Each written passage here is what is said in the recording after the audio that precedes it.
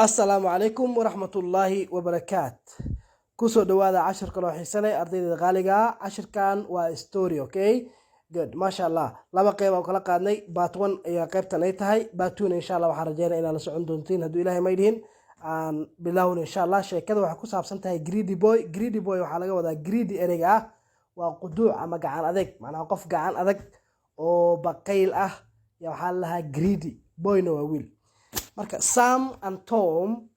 iyo Tom waa identical twins waxa way mataano identical waxa way isku ekaasho waa xaaladaha Sam and Tom waa identical twins Sam iyo Tom waa laba magac waa Ali iyo Cabdi anigu dhahay asaw siin maha Sam and Tom waa identical twins waa mataano isku ekadana way jiraan mataanooyin badan oo isku eg way jiraan they were so identical ana aad bay iskugu ekaayeen that even xitaa their mother hooyadooda found it difficult macnaha ku adkaatay mararka qaar to distinguish inay kala saarto distinguish marka waa kala soocid ama kala saarid one from the other mid kale inay kala saarto macnaha hooyadii oo naaska nuujinaysay yaa macnaha ku adkaatay mararka qaar inay kala saarto iraado kan waa Sam kana waa Tom at least during their initial days on earth ugu yaraan adi markii ugu yartahay at least waxa la macnaha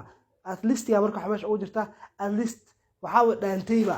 oo macnaha waxay dhaantay macnaahan waxay dhaantay markii ay yaraayeen oo maalmihii ugu hore oo noloshooda initial waxa way ugu horeyn initial days maalmihii ugu hore ee noloshooda way kala saari kartay at least okay laakiin markay soo weynaadeen maamada waa ku yara adkaataan leeyahay however si kasta haatee they were very different aad bay kala duwanayeen from each other mid kale when it came markay ku imaato to everything wax kasta other than aan ka ahayn their appearance muuqaalkooda Sam ninka la marka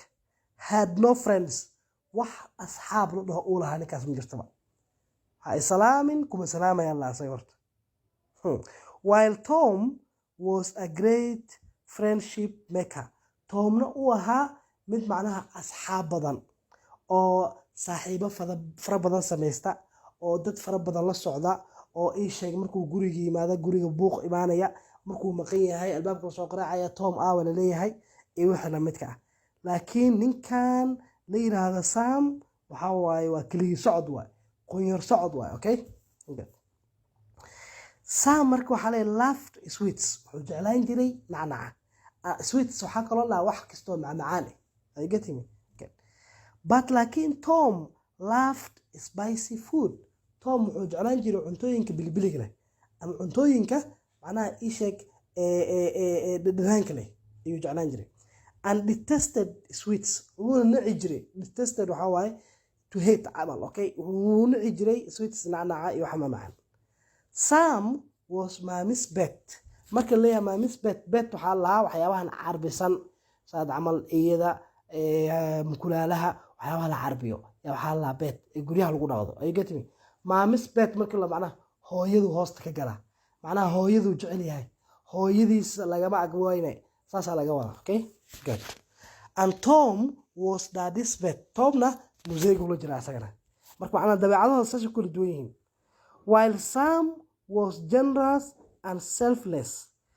Sam wuxuu ahaa qof gacan furan selfless and generous waa isku mid waa gacan furnaasho waxa way qofku waxay soo galaanba si bixinayo oo gacan furan uu ahaa Tom was greedy and selfish Tomna wuxuu ahaa qof gacan adag oo baqayl ayuu ahaa as Sam and Tom grew up siday u korayeen ama markay weynaadeen okay Sam iyo Tom markay weynaadeen their father aabahooda wanted wuxuu rabay to share inuu la qaybsado his fortune okay guushiisa nasiibkiisa okay equally amongst them si macnaha isla siman inuu ugu qaybiyo hantidiisa yuu rabay however si kasta haatee Tom did not agree Tom kumuusan raacin